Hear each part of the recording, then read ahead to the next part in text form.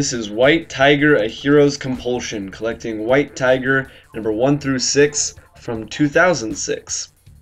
And as you can probably already tell, this is not the original male White Tiger, Hector Ayala.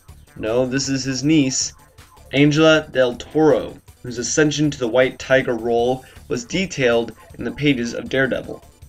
Now, she's got her own series, and it's pretty good. One of the things that made it so enjoyable was the approach taken by the writer, Tamora Pierce, who has actually written quite a few young adult fantasy novels. So you may think that this genre really isn't her thing, but it was actually handled pretty well.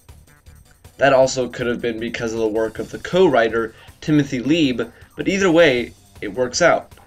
As someone who knows fairly little about Angela del Toro, other than her identity, I was able to get into this story that really isn't all-inclusive fairly quickly. There are quick flashbacks, allusions to previous events, and a handy biography page in the back.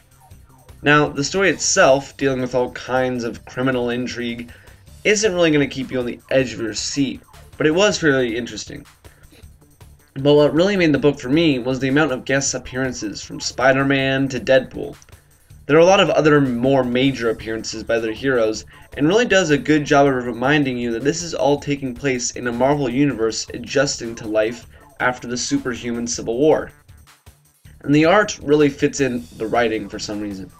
There's a nice amount of polish, and the drawings, penciled by Phil Briones, look quite good. And as always, there are panels here and there that look a little strange, but in the long run, the art looks pretty solid and polished, and has the cartoony look I like in my comics. But overall, White Tiger, A Hero's Compulsion is a good read.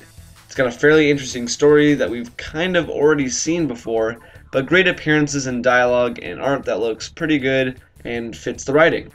It's definitely worth checking out if it seems it may appeal to you. Oh, and did I mention the lizards in it?